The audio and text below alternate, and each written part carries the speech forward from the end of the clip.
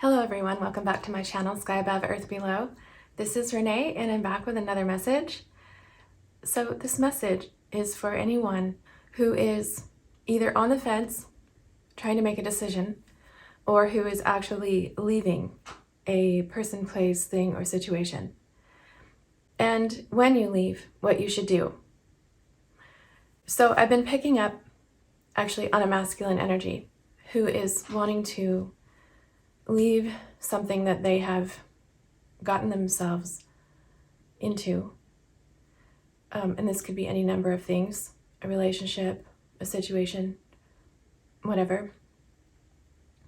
But this message isn't just for the masculines, it's for anyone. And I've been picking up on this for quite some time.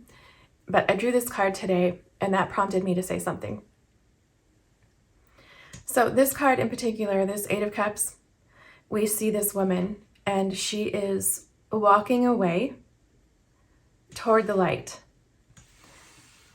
Okay, so those of you who are thinking about leaving, or those of you who have already left,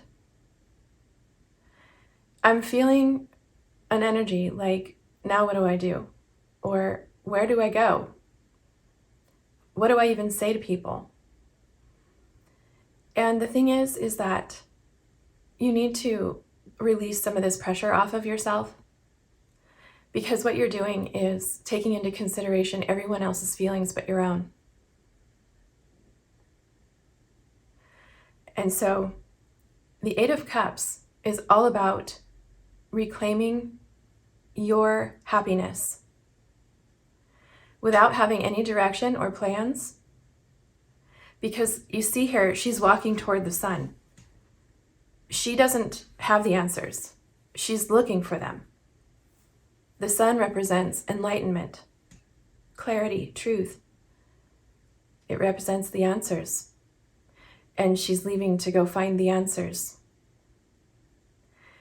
So, my message here for you, for those of you who are going through this, is that you don't need to have it all figured out. What you need to do is recognize that you are important. In fact, under circumstances that you're in, which are incredibly unhappy, perhaps even toxic, perhaps even dangerous for some of you, you're trying to figure out how to go, what to do, what to say, as if you need an excuse other than your own happiness and peace. And I'm here to chime in here and just say, that is old programming. That is a belief system that has been programmed into you by everyone around you, that you are required to have some kind of explanation to make everyone else happy as to why you feel you should go and that you need approval. You don't need approval for your own happiness. You don't need approval to make a decision for yourself. You don't even need to know where you're going. You don't need to know what you're going to say. All you need to do is choose yourself. And that is what the Eight of Cups here is all about. So, before the Eight of Cups, we have the first seven. Okay, we have the Ace of Cups, which represents happiness, healing, love, a gift of love from God. The Two of Cups represents some kind of a divine union or a soul connection. The Three of Cups represents family, community, friendships, celebrations. And the Four of Cups is about refusing, is about apathy, starting to discover the unhappiness in the community, in your group, in your family. The Five of Cups is about sorrow. Sometimes it's about regret, but it stems from this unhappiness of the Four of Cups and turns into grief in the Five of Cups. In the Six of Cups, we see representations of the past.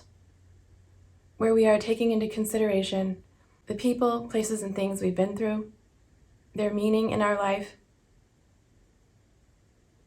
And in the Seven of Cups, we're weighing our options about what is truly right for us. And then we get to the Eight of Cups, where we've made a decision, where although we may not have it figured out, we know that we're unhappy. It is leaving a situation, going toward the light. So she's not going down a dark path. She's not going down a path that has no meaning or purpose. She's not leaving because she doesn't know what else to do. She's leaving because she's recognized that after contemplating and soul searching, going through grief and pain, there is a decision that happiness is important. And regardless of not knowing what might make you happy, you know that the situation you're in isn't making you happy. And so there is a decision to spend time alone, because finding our happiness is an inside job. That's not a decision for anyone else but yourself. And you already know this because the people around you who you're leaving have made that abundantly clear. We don't look outside ourselves for happiness. It needs to happen within us. So we need to find happiness inside of ourselves, rather than seeking answers, validations, approval, love, acceptance from outside of ourselves. We need to have that all narrowed down, buckled down, integrated, and grounded within us. And in the Nine of Cups, after this is done, we see our wish fulfillment. We left for something better. Okay, and in the middle of our soul searching, we found that something. We were able to alchemize the situations, the people, places, and things of our past. We were able to come to terms with our learning about those situations. We were able to identify something that does make us happy, internally, solitarily. And that is what the Nine of Cups is about. It's about internal, personal fulfillment. And it's not until we get to the Ten of Cups that we see someone else join us. Because we've made the effort of taking time to identify what makes us happy, to go within, to make happiness for ourselves. And when we do that internally, what that does is creates a vortex of energy where your outside world needs to mirror what you feel on the inside. So when you are internally fulfilled, when you are happy on your own, when you know what's important to you and what you need in your life in order to maintain your happiness, your peace, your lightheartedness, your spiritual connection. And the Nine of Cups is a mile marker. It's a milestone, because that is like deep interpersonal work. It's time and dedication to oneself. It's literally finding what you need out of this life experience. So when we've done that, that energy is going to radiate from us. And actually on that Nine of Cups card, that's actually what it looks like. It looks like sunlight radiating from her heart. And then that's going to attract someone at your vibration, someone who values this person that you've identified as being happy, this person who you've identified as knowing yourself, knowing your needs, having standards, not settling, right? Because we've already done that. We learned our lessons. We don't settle. That is programmed beliefs that we need to settle, or that we need to stick it out in some relentless situation.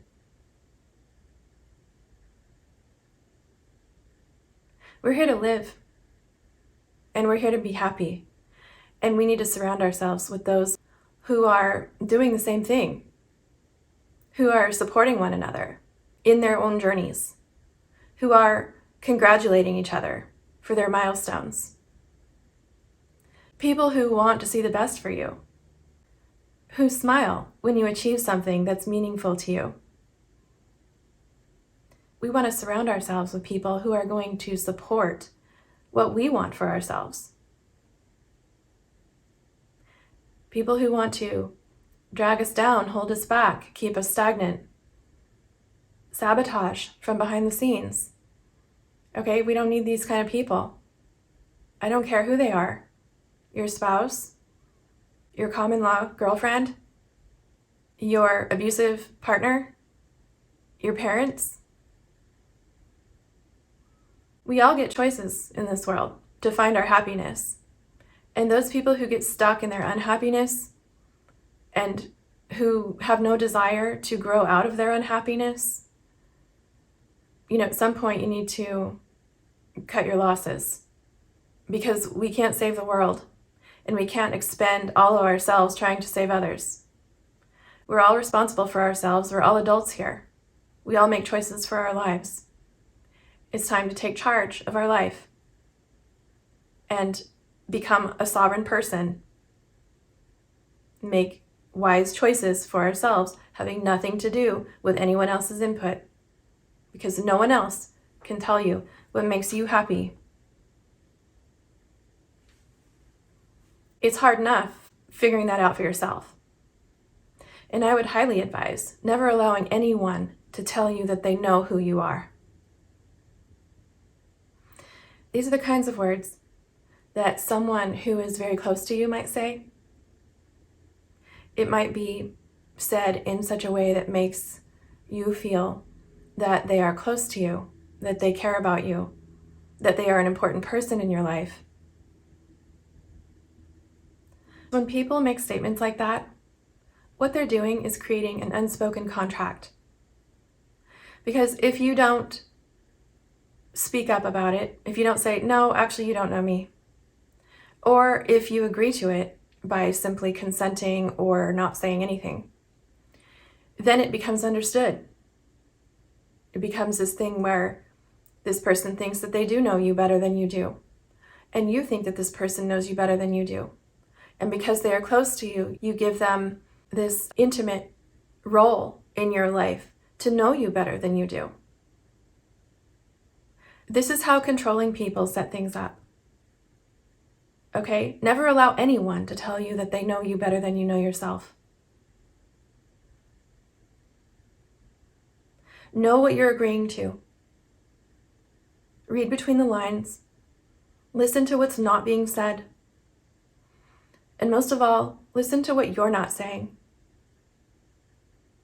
Because we don't control other people. We can only control ourselves.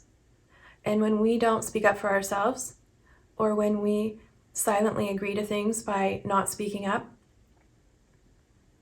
we end up in situations we don't want. So this leaving, it's a practice. It's an awareness. It's an action that you take as a first step in getting to know yourself, in dedicating your future to yourself, in allowing yourself time, energy, and space from others to explore yourself, and to take a good look around at who supports you in this journey. Because that's really important. There are some people who might even appear to support you in your journey, but who are uncomfortable with your expansion. Okay? And it's going to be up to you to discern who that is. It's going to be up to you to be able to tell whether or not that person actually supports you. And because this is a solo journey, I'm going to highly advise that you keep most of your expansion to yourself, because otherwise you're just giving an open to someone to have an opinion about what you're doing, what you're thinking, how you're feeling, which direction you should take. Okay? You're establishing your sovereignty here with the Eight of Cups. And so you need to start making decisions for yourself on your own. You need to rely solely on yourself. And when I say solely, I mean solely on your intuition, your spirit, who knows you better than anyone else. Okay, it can seem a little scary to rely on yourself, but that's the growth part. That's the getting to know yourself. And if you make mistakes in your decisions, then make a different decision. Don't beat yourself up for it. We're not in this life to shame ourselves, to pity ourselves. We're here to experience the emotions and grow through them and move on. So rely on yourself. And above all, know that Spirit talks to you through your intuition. And while you are tested along the way, because there needs to be some way to figure out whether or not you've learned a lesson. You might see things from your past pop up. You might experience something similar that you experienced in the past, and that is giving you an opportunity to do it different this time. And so we don't look at these tests as something terrible that God is doing to us. We're actually being guided if we listen to that higher voice, that higher self. That's the voice of Spirit. Spirit wants to see you doing well, wants to see you talking to yourself well inside your own mind, wants to see you making healthy, happy decisions for yourself. Okay, so if you find yourself spiraling and going down into a pit of despair or darkness, that's not Spirit. That's not your intuition. That's ego. That's you experiencing emotions that is not leading you to happiness, that is not leading you to your fulfillment, to alignment with your higher self. So feel these feelings, use them as information to rise above. This is how we learn to alchemize. We take our feelings and we learn from them. We make healthy, wise choices from these feelings. Okay, and whenever you don't know what to do, follow the light. Follow that higher voice, that higher self. Ask Spirit for guidance. And then look for the signs, look for the synchronicities. Listen for the healthy voice inside your mind. Listen to what rings true to your heart. Okay, so when we leave a situation, we might feel grief. We might feel all kinds of things, but that is a normal part of the process.